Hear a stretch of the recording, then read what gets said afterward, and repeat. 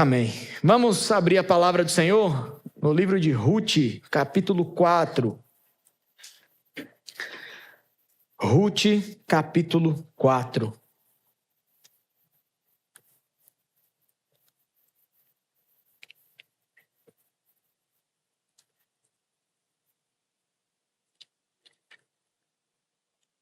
Nós vamos ler esse capítulo todo e vamos fazer algumas meditações nessa narrativa maravilhosa. Ruth, capítulo 4. Diz a palavra do Senhor. Boaz subiu à porta da cidade e assentou-se ali. Eis que o resgatador de que Boaz havia falado ia passando. Então lhe disse: Ó fulano, chega-te aqui e assenta-te. Ele se virou e se assentou. Então Boaz tomou 10 homens dos anciãos da cidade e disse: Assentai-vos aqui. E assentaram-se. Disse ao resgatador: Aquela parte da terra que foi de Elimeleque, nosso irmão, Noemi, que tornou da terra dos moabitas, a tem para venda. Resolvi, pois, informar-te disso e dizer-te: compra-a na presença destes que estão sentados aqui e na de meu povo. Se queres resgatá-la, resgata, se não, declara-mo, para que eu o saiba. Pois outro não há, senão tu que a resgate, e eu depois de ti. Respondeu ele: eu a resgatarei. Disse, porém, Boaz: no dia em que tomares a terra da mão de Noemi, também a tomarás da mão de Ruth, a moabita, já viúva, para suscitar o nome do esposo falecido sobre a herança dele. Então disse o resgatador: para mim não a poderei resgatar, para que não prejudique a minha. Redime tu o que me cumpria resgatar, porque eu não poderei fazê-lo. Este era outrora o costume em Israel quanto a resgates e permutas. O que queria confirmar qualquer negócio tirava o calçado e o dava ao seu parceiro, assim se confirmava negócio em Israel. Disse, pois, o resgatador a Boaz: compra a tu, e tirou o calçado. Então Boaz disse aos anciãos e a todo o povo: sois hoje testemunhas de que comprei da mão de Noemi tudo que pertencia a Elimeleque, a Quilion e a Malom. E também tomo por mulher Ruth, a moabita, que foi esposa de Malom, para suscitar o nome deste sobre a sua herança, para que este nome não seja exterminado dentre seus irmãos, e da porta da sua cidade, disto sois hoje testemunhas. Todo o povo que estava na porta e os anciãos disseram: somos testemunhas. O Senhor faça a esta mulher que entra na tua casa, como a Raquel e como Lia, que ambas edificaram a casa de Israel. E tu, Boaz, ate valorosamente em Efrata e faze-te nome afamado em Belém. Seja a tua casa como a casa de Pérez, que Tamar teve de Judá, pela prole que o Senhor te der desta jovem. Assim tomou Boaz a Ruth, e ela passou a ser sua mulher.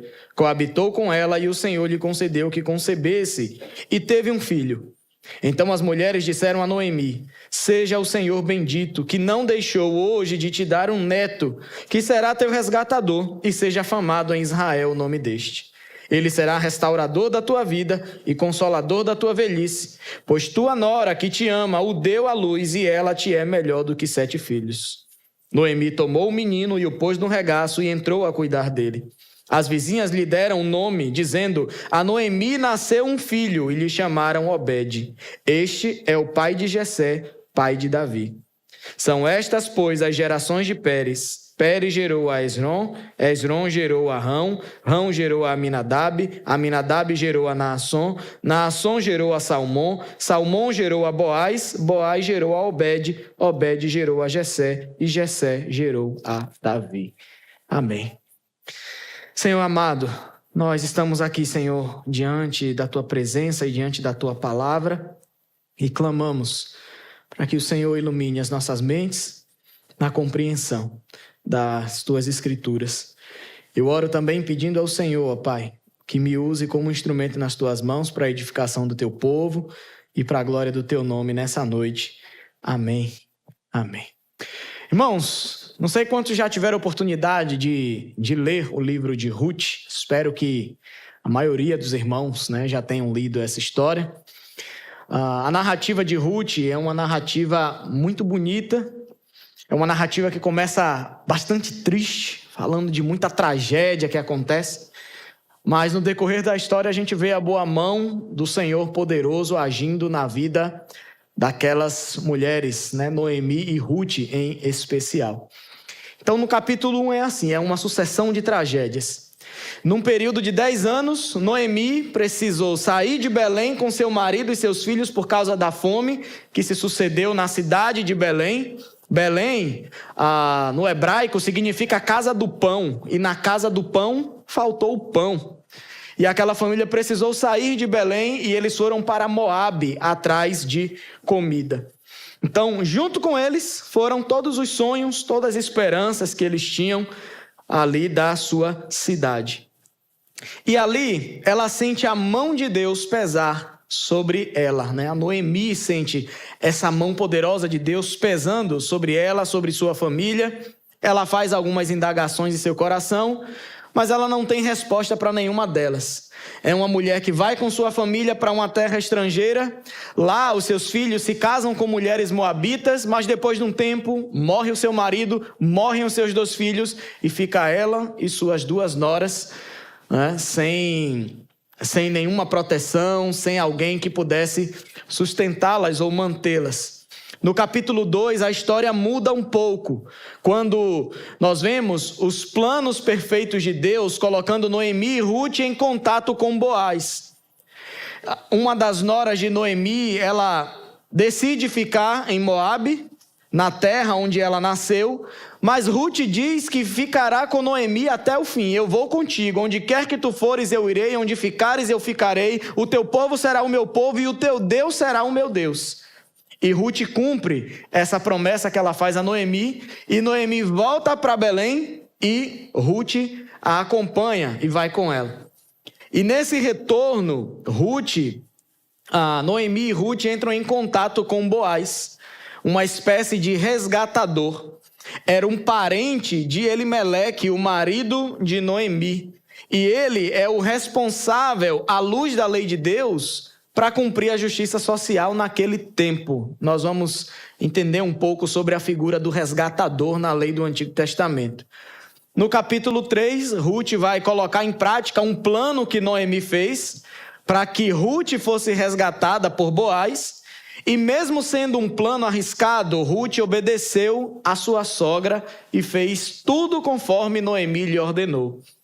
Boaz, ele se interessa em resgatar Ruth, mas havia alguém, um parente mais próximo de Noemi, que tinha a primazia nesse resgate, mas Boaz se encarrega de resolver o caso. E aí entramos no capítulo 4, que é Boaz tentando resolver essa questão com o outro resgatador, que era um parente mais próximo do que ele ainda de Elimeleque. Então nós vemos no verso 1 que Boaz ele vai à porta da cidade para negociar com esse parente mais próximo, que seria, por direito, o resgatador dessa família. Então, esse homem, ele provavelmente era um parente mais próximo de Elimeleque, e por ele ser um parente mais próximo, ele tinha essa primazia no resgate dos bens que eram de Noemi, da terra que ela havia herdado, né, do falecido marido, e também da porção que eram dos seus filhos. E ele vai para os portões da cidade, porque eram nos portões da cidade onde as negociações oficiais eram feitas. Esse conceito, irmãos, de resgatador, ele aparece na lei de Israel, onde um parente próximo, ele tinha a responsabilidade de ajudar um familiar que estivesse passando dificuldade. Esse parente, ele tinha o direito de resgatar propriedades vendidas, casar-se com uma viúva para assegurar a continuidade da linhagem familiar do seu parente que havia morrido, ou ele também podia até livrar o familiar da escravidão por dívida. Isso era algo muito comum. Existiam pessoas que por dívida vendiam as suas terras e perdiam a propriedade, O resgatador, se assim quisesse, poderia comprar a terra novamente e devolver a esse parente próximo. E também era comum as pessoas que não tinham nada se vendiam como escravo para poder pagar suas dívidas. E o resgatador também tinha esse poder de ir lá, comprar novamente o seu parente e deixar ele livre novamente, livrando da escravidão.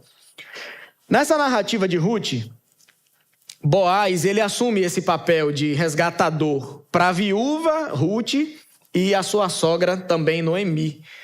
Boaz, ele vai exercer esse papel de se casar com Ruth, garantindo um futuro para ela e também para a linhagem de Elimeleque, o falecido marido de Noemi. As mulheres viúvas no Antigo Testamento, no tempo de Jesus, eram mulheres que, quando não tinham familiares, quando não tinham homens na família, filhos homens que pudessem cuidar, eram mulheres que ficavam totalmente desamparadas. Viúvas, no tempo de Jesus e do Antigo Testamento, quando morria um marido, quando morriam seus filhos, eram mulheres que estavam destinadas ou à prostituição ou à mendicância.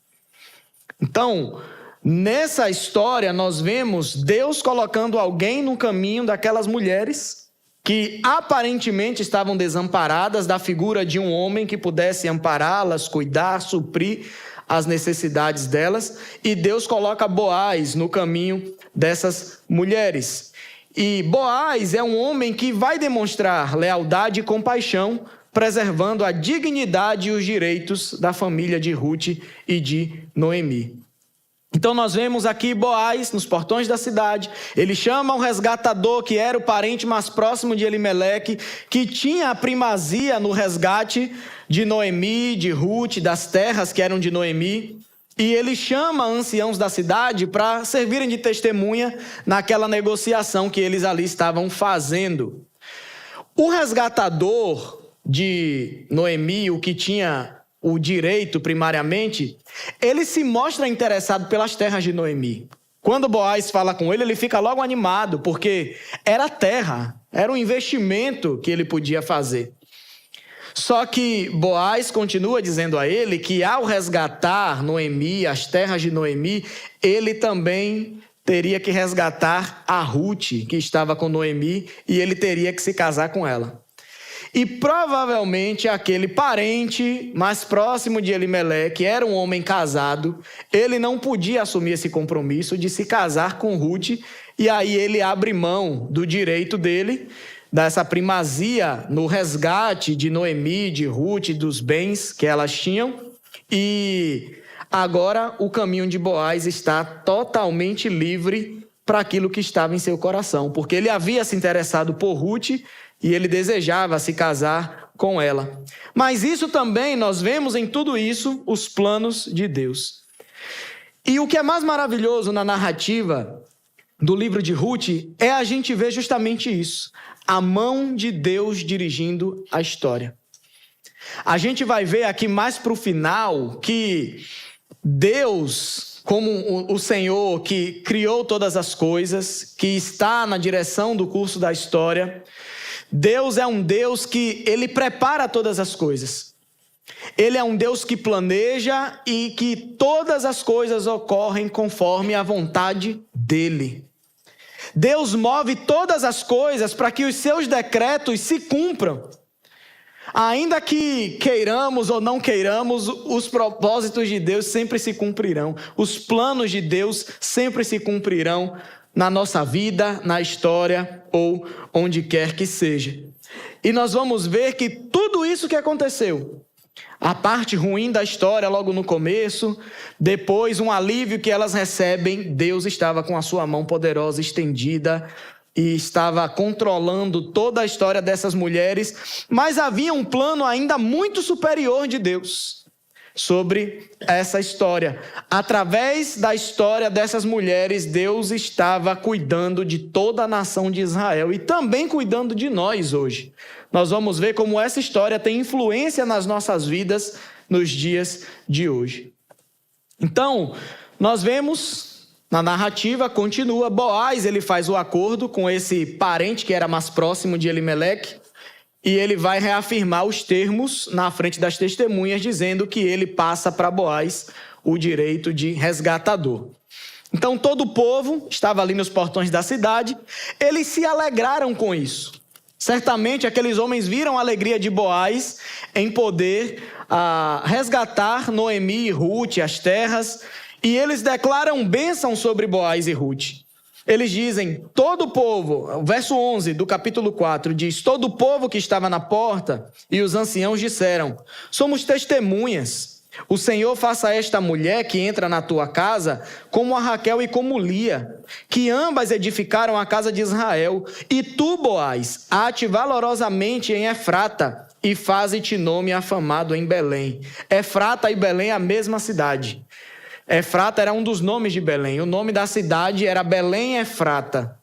Então, quem nascia em Efrata também era chamado de Efrateu também, né? Era conhecido como esse povo. E o texto continua, né? Seja a tua casa como a casa de Pérez, que Tamar teve de Judá, pela prole que o Senhor te der desta jovem. Então o povo se alegrou com aquela situação. O povo se alegrou com a alegria de Boaz. E eles declaram bênção sobre aquele homem e sobre aquela família. Eles fazem uma espécie de oração ali, declarando bênção sobre aquela nova família, sobre aquele homem. E eles pedem para que Deus fizesse com Ruth da mesma forma que fez com Lia e com Raquel. Lembremos que Lia e Raquel foram as matriarcas de Israel. Os seus filhos deram origem aos patriarcas de Israel. E assim também eles oram para que Deus conceda a Ruth a bênção de ser mãe de alguém importante na história do povo de Israel. E Boaz se tornasse conhecido por isso. Ele se tornasse um homem de muita fama por causa dessa bênção que Deus derramaria sobre aquele homem. Mas, irmãos, quando a gente vai olhar a história, alguns historiadores e teólogos entendem que, ao que parece, Ruth era uma mulher estéril. O texto não afirma isso categoricamente. Mas quando Noemi, seu marido e seus filhos vão para Moabe, Ruth se casa com um dos filhos. Eles passam um tempo casado, morando ali antes dos filhos de Noemi morrerem, e Ruth não consegue ter filho algum. Pode ser essa é uma opção, é uma alternativa, que provavelmente Ruth também ela era estéril. Ela foi casada há quase 10 anos com o filho de Noemi e não lhe deu nenhum filho. Mas, assim como Deus abria e fechava a madre de Lia e de Raquel, a gente vê isso lá em Gênesis 29, uma hora Deus abria a madre de uma e deixava a outra estéril, depois Deus trocava, abria a madre da que estava estéril e a que gerava filhos Deus deixava estéril. Esse mesmo Deus também, ele podia abrir a madre de Ruth e foi justamente o que aconteceu. E nós vemos no verso 13 que assim tomou Boaz a Ruth, ela passou a sua mulher, coabitou com ela, e veja o que a palavra diz: e o Senhor lhe concedeu que concebesse e teve um filho. Então, provavelmente, essa mão poderosa de Deus fazendo um milagre ali na vida daquela mulher, permitindo que ela concebesse, gerasse um filho. E esse filho foi alguém muito especial. O interessante também a gente vê a partir do verso 14, Deus mudando a sorte de Noemi. A história de Noemi, na narrativa de Ruth, é uma história que começa muito triste. Noemi vai perdendo tudo aquilo de mais precioso que ela tinha. Quando você volta um pouco na narrativa, você vai ver no verso 19 do capítulo 1. Capítulo 1 de Ruth, verso 19. Quando Noemi volta para Belém com Ruth, o verso 19 diz: então ambas se foram, até que chegaram a Belém. Sucedeu que ao entrarem ali, toda a cidade se comoveu por causa delas. E as mulheres diziam: não é esta Noemi?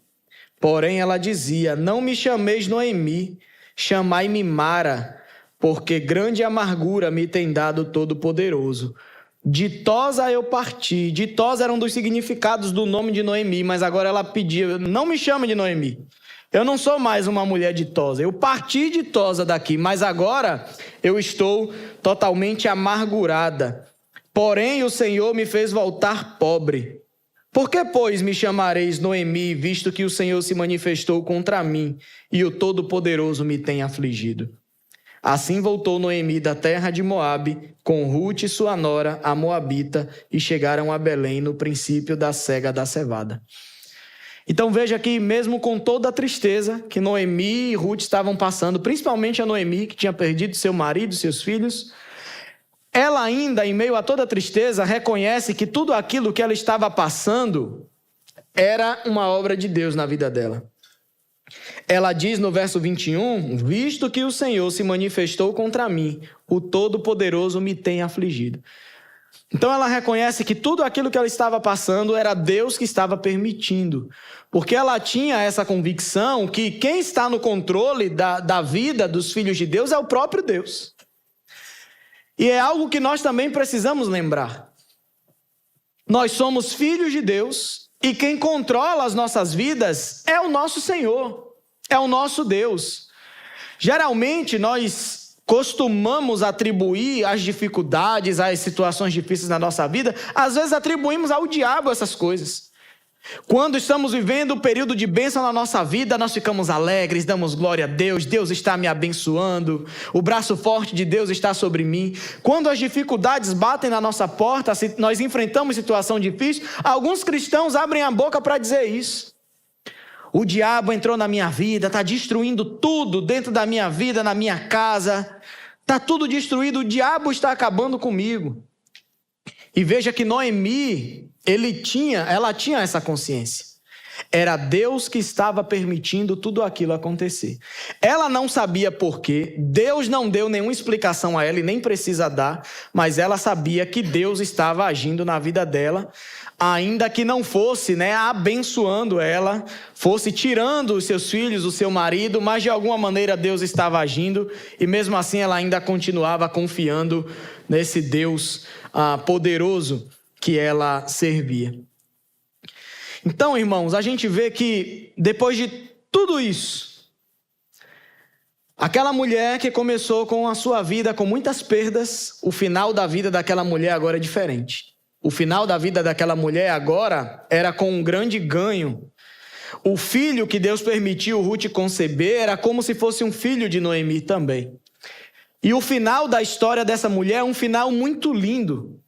E é maravilhoso ver que mesmo nas horas mais sombrias, Deus estava trabalhando na vida de Noemi. Só que esse final feliz não fica só aqui.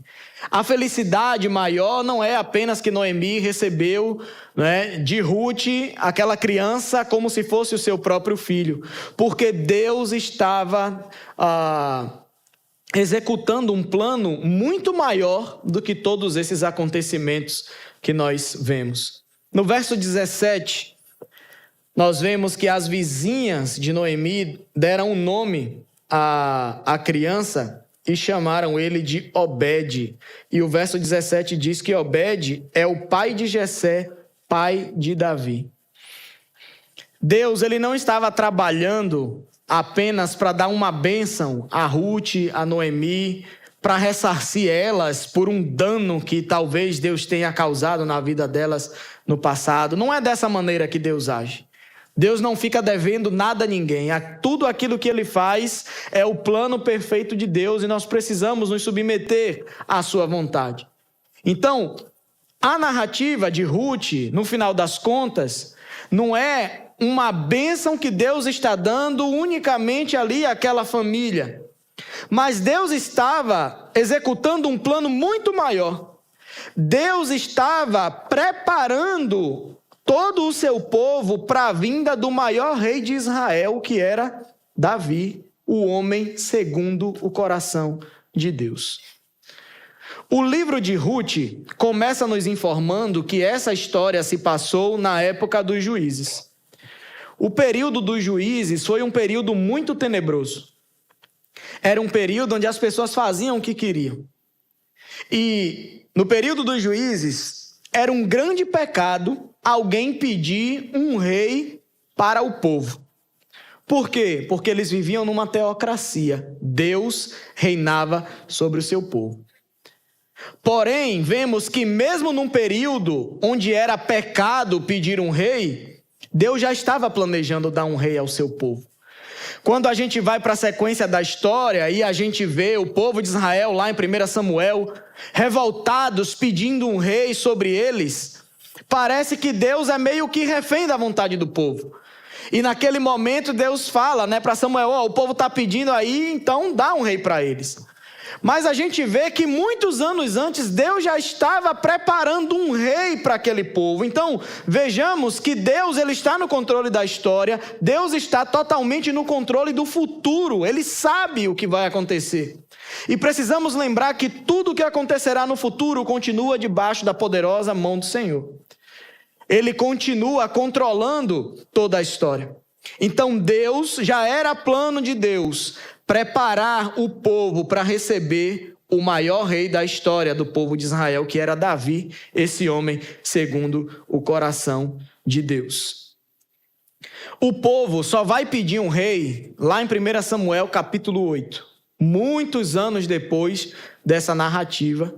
E é justamente nesse momento que Deus autoriza que um rei fosse dado ao povo. O povo escolhe Saul, porque aparentemente, dentre os homens do povo, era o homem mais vistoso, forte, um homem bonito, e era isso que o povo queria. O povo de Israel queria viver de aparência.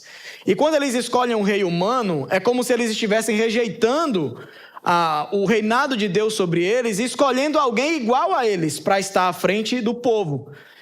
Só que isso era comum nos povos que estavam em volta de Israel. Todos eles tinham um rei e Israel não tinha.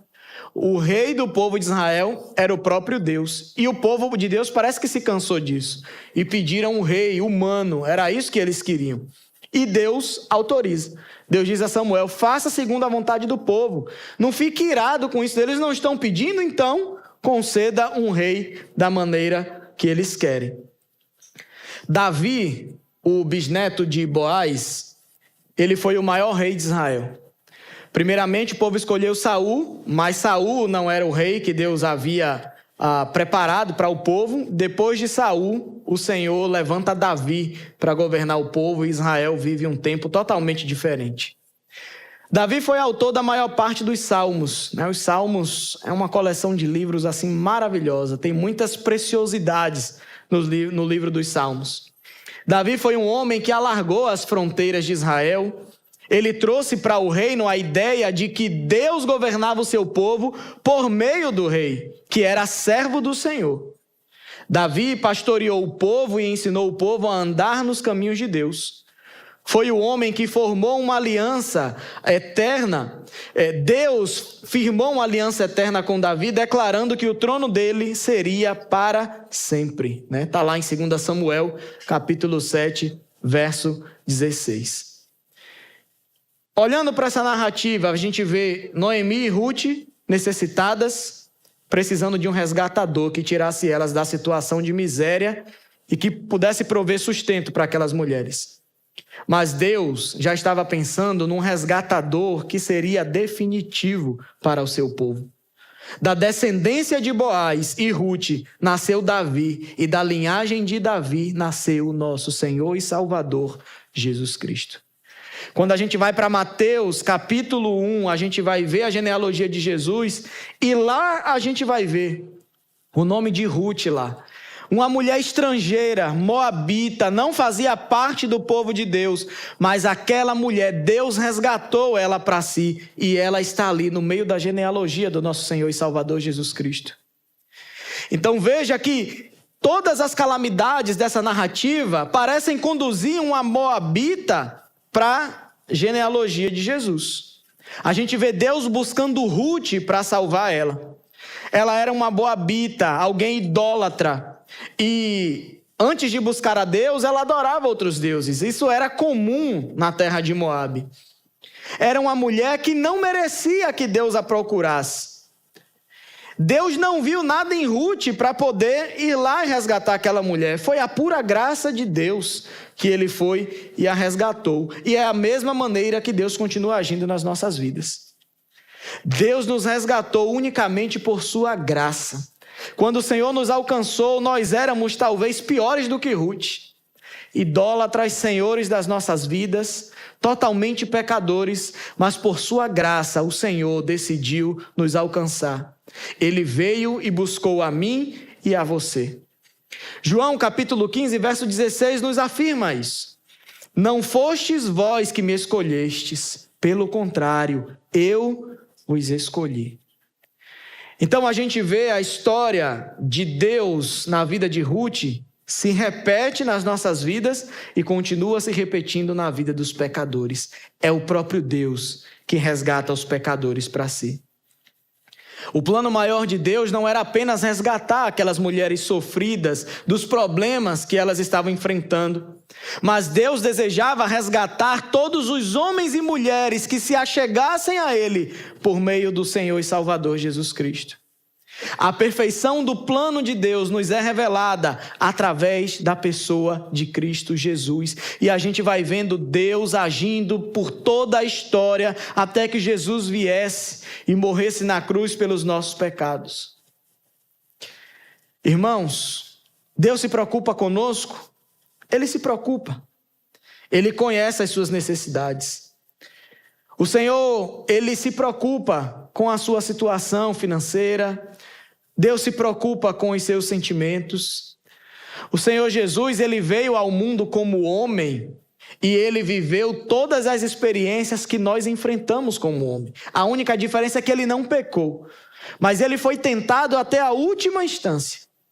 Então tudo aquilo que nós enfrentamos, o nosso Salvador Jesus Cristo enfrentou, só que num nível muito maior que nós enfrentamos nos nossos dias. E muitas vezes nós achamos que a nossa vida é muito difícil, que parece que Deus não está se importando. O Senhor Jesus passou por coisas muito piores que nós passamos. E o autor aos Hebreus vai dizer que o nosso sumo sacerdote Jesus Cristo, ele pode se compadecer de nós. Quando nós estamos passando por um momento de tribulação na nossa vida, de dificuldade, quando nós estamos enfrentando alguma situação difícil, quando os nossos sentimentos estão abalados, quando estamos enfrentando muitos problemas, nós precisamos lembrar disso. Nós temos um sumo sacerdote diante de Deus que se compadece da nossa situação. Jesus, ele se importa com cada um de nós. E Ele é poderoso para nos livrar dessa situação difícil. Ele é poderoso para nos tirar desse vale que nós estamos enfrentando. Mas nós precisamos nos lembrar também, irmãos, e essa é a maior verdade dessa narrativa. A história não gira em torno de nós. Às vezes, nós achamos que nós somos a pessoa mais importante do mundo. E que tudo que Deus faz é por causa de mim. É pelo plano que Ele tem para a minha vida. Irmãos, Deus tem planos muito maiores para concretizar. Mas, logicamente, Ele usa a mim e a você, Ele usa a minha e a sua história para que os seus planos sejam concretizados. Deus se preocupa com o que nós passamos, com as nossas dificuldades terrenas, mas a maior preocupação de Deus são com as coisas que são eternas. Muito mais do que os seus problemas, Deus se preocupa com a sua alma. Se a sua vida acabasse agora, será que você seria resgatado por Cristo para viver a eternidade ao lado dele? Ou você não tem nem consciência do futuro da sua alma? Quando Jesus morre na cruz, Ele entrega a sua vida, Ele olha para o Pai e diz: está consumado. A obra de Cristo ali na cruz estava completa. E essa frase demonstra que Cristo fez tudo o que precisava ser feito. O resgate para a gente agora estava disponível. Só que Ele pagou um preço muito alto por isso. O seu próprio sangue, Ele deu a sua própria vida. Mas Ele deixou um resgate disponível. O que nós precisamos é crer no Senhor Jesus. É crer que Ele morreu essa morte de cruz substitutiva no nosso lugar, como o nosso resgatador. A morte de Cristo, irmãos, não foi um acidente. Jesus foi à cruz porque Deus quis assim. Era plano de Deus. Isaías 53:10, o profeta vai dizer isso. Ele diz lá que foi da vontade do Senhor esmagá-lo e fazê-lo sofrer. Deus que planejou a morte do seu filho como único recurso para que você e eu pudéssemos experimentar o seu amor leal, a sua soberania, a sua salvação e a perfeição dos seus planos na nossa vida. Não existe nenhum outro caminho pelo qual podemos obter salvação. Não há nenhum outro resgatador que possa nos livrar da condenação eterna dos nossos pecados, a não ser o Senhor Jesus Cristo. 1 João capítulo 5, verso 12, a palavra de Deus nos diz: aquele que tem o Filho tem a vida, e aquele que não tem o Filho de Deus não tem a vida. Se você deseja ter vida e vida eterna, uma vida que ninguém pode lhe dar, nem você mesmo pode conquistar por seus méritos, você precisa se achegar ao Senhor Jesus Cristo, o nosso soberano resgatador. Irmãos, nós precisamos lembrar disso. Deus continua governando soberanamente a história, o mundo, a criação. E Ele também governa soberanamente a nossa vida, a vida dos seus filhos. Jamais atribua ao diabo sofrimento, dores, perdas, tristeza, porque você talvez esteja passando. Quando você faz isso, você está blasfemando contra o Senhor. E eu estou dizendo aqui para aqueles que são filhos de Deus: se a tua vida está nas mãos do Senhor, tudo o que acontece na tua vida é permissão de Deus. Todas as coisas cooperam para o bem daqueles que amam a Deus, daqueles que são chamados segundo o seu propósito. Todas as coisas que ocorrem na sua vida, Deus está permitindo para que Ele forme o caráter de Cristo na sua vida. Então jamais abra sua boca para blasfemar contra Deus, atribuindo os seus sofrimentos ao diabo. É Deus que controla a vida daqueles que lhe pertencem. Lembrem também, irmãos, usando essa história de Noemi, de Ruth, como é que a gente pode confiar no trabalhar de Deus e ter esperança de que nós podemos desfrutar de momentos de glória mesmo no sofrimento? Para a gente parece um paradoxo, né? Momentos de glória no sofrimento. Mas Deus é perito nessas coisas. É uma das coisas que Deus mais sabe fazer, é nos dar força e alegria no meio da tribulação. É colocar palavra de louvor nos nossos lábios, é colocar um sorriso no nosso rosto. É quando tudo está ao nosso lado desabando, nós não sabemos o que vamos fazer, mas Deus coloca paz no nosso coração. Ele é perito em fazer essas coisas, mas Ele faz isso para aqueles que verdadeiramente o buscam. Nós precisamos, irmãos, tomar para nós palavras que estão nas Escrituras, como 2 Coríntios 4,17, que nos diz: porque a nossa leve e momentânea tribulação produz para nós eterno peso de glória acima de toda comparação. A glória que Deus tem preparado para aqueles que são seus filhos não se comparam aos momentos passageiros de tribulação que você está vivendo, aos momentos de dificuldade que você está vivendo aqui nessa vida. Veja que o texto diz: as nossas tribulações, comparadas à glória que Deus tem para nós, são leves, são momentâneas. Mas se você não tem dimensão da glória que Deus tem preparado para aqueles que são seus filhos, você vai achar que os seus problemas são os maiores do mundo. Você vai achar que os seus problemas vão lhe esmagar, vão lhe quebrar, vão lhe derrubar completamente. Mas quando você coloca os seus olhos, o seu coração, a sua mente nas promessas de glória que Deus tem para aqueles que são seus filhos, você pode olhar para a circunstância ruim do seu lado, você pode verdadeiramente olhar para a sua vida e dizer: Senhor, os problemas aos olhos do homem são grandes, mas eu coloco os meus olhos no Senhor e tudo isso que está à minha volta é leve e momentâneo. Eu consigo suportar, Senhor. Não existe provação que não é humana. O Senhor nos dá a provação de acordo com o que nós podemos suportar. E ainda que esteja difícil, irmãos, clame ao Senhor que Ele sempre proverá um livramento para você. Romanos 8,18 também nos diz: porque para mim tenho por certo que os sofrimentos do tempo presente não podem ser comparados à glória a ser revelada em nós. Essa glória, irmãos, que Deus tem para nós é a nossa aprovação diante dele. Naquele grande dia, quando o Senhor ele nos resgatar de uma vez por todas, ao invés de sermos condenados ao inferno por toda a eternidade, aqueles que confessaram a Cristo como Senhor e Salvador de suas vidas serão reconhecidos por Deus. Imagine você entrando diante da presença de Deus e Ele te chamando pelo nome. Ele mostrando a você que tudo que você viveu aqui nesse mundo fazia parte do plano redentivo dele na sua vida. E através da tua história, dos teus problemas, Deus estava no curso da história do mundo todo. Lembre-se que as coisas não giram em torno de você.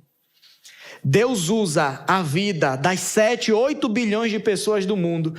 Tudo o que nós vivemos, o que cada um de nós vivemos, Deus está agindo através dessas coisas para que a vontade dele seja feita aqui neste mundo. Imagine você se chegando diante de Deus naquele grande dia e Ele aprovando você. O Senhor Jesus olhando: vinde, bendito do meu Pai. Entra para o gozo da minha glória, desfruta da minha presença agora eternamente. Você que vivia chorando o tempo todo aqui por causa dos problemas, a palavra de Deus diz que naquele dia Ele enxugará dos teus olhos toda lágrima. Não haverá mais dor, não haverá mais sofrimento. E esse é o plano maravilhoso de Deus para aqueles que são seus filhos: redenção. Deus nos resgatou para isso. Ele é o nosso redentor. Ele é aquele que nos redime. Talvez você hoje esteja experimentando lágrimas, angústias, sofrimentos na tua vida.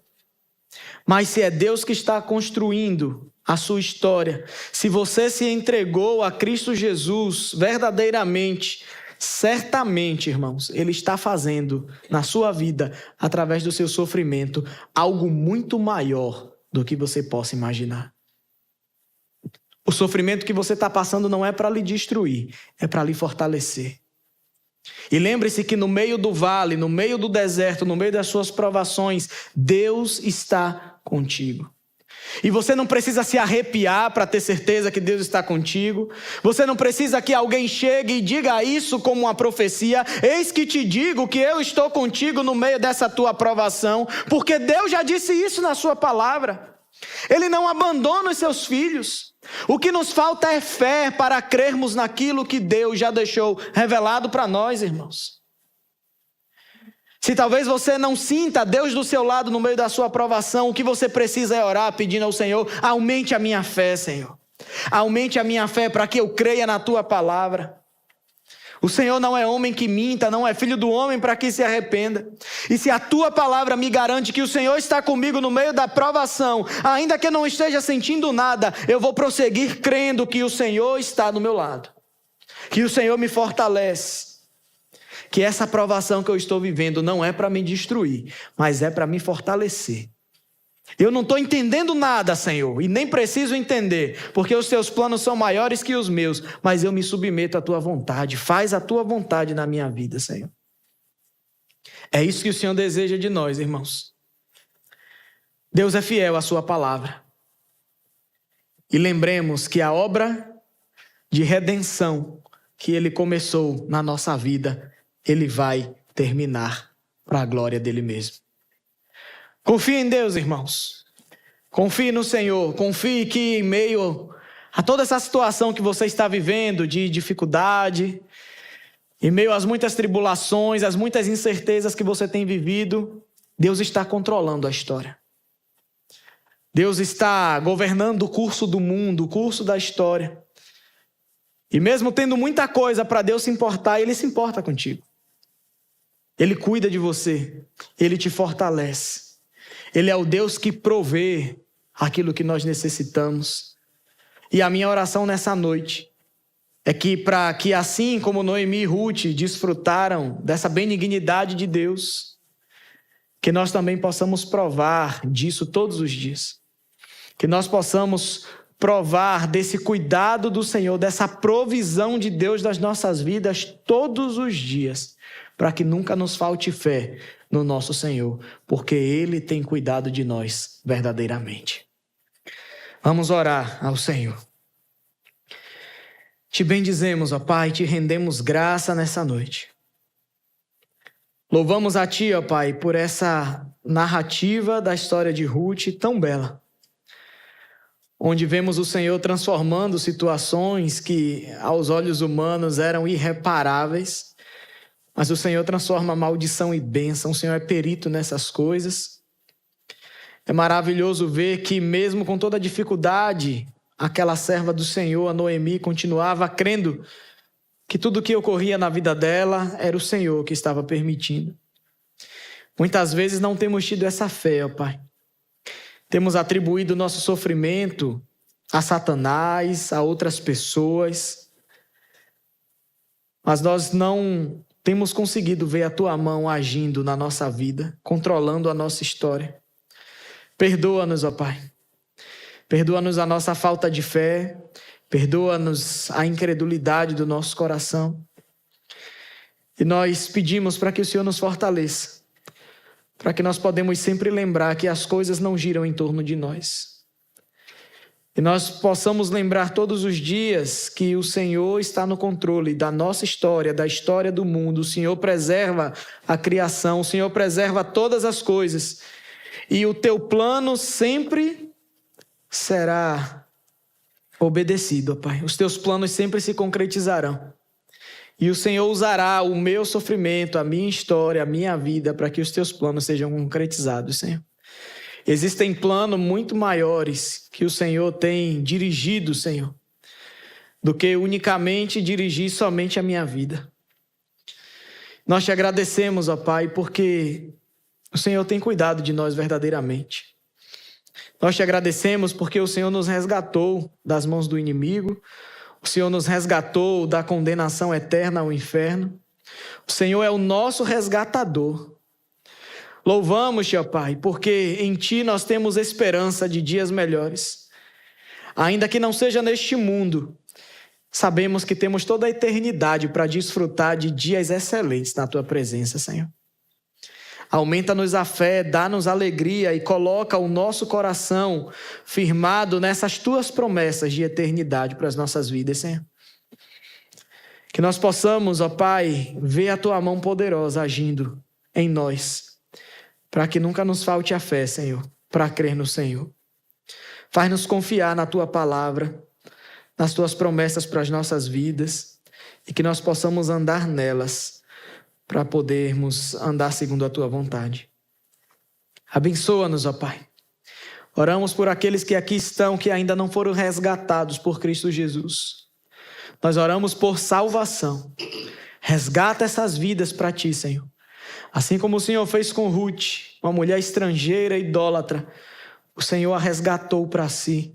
Faz assim também com cada vida que entrou por essas portas, que ainda não se renderam a Ti, como único e suficiente Senhor e Salvador.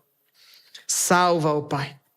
Nós oramos por nossos familiares distantes do Senhor. Nós oramos, Senhor, por aqueles que amamos, que nós nos entristecemos todos os dias, vendo eles andando num caminho de perdição, Senhor. E clamamos, Pai, resgata-os, Senhor. Resgata-os, Pai. Que o Teu Evangelho possa alcançá-los, que o Senhor possa dar a fé que eles precisam para crer em Ti como único e suficiente Senhor das suas vidas, ó Pai. Faz essa obra, Senhor, assim como o Senhor fez com cada um de nós que aqui estamos. Nós Te agradecemos, Senhor, pela Tua palavra, que nos fortalece, que nos ajuda. Bendito seja o Teu nome. Oramos em nome de Jesus nessa noite. Amém.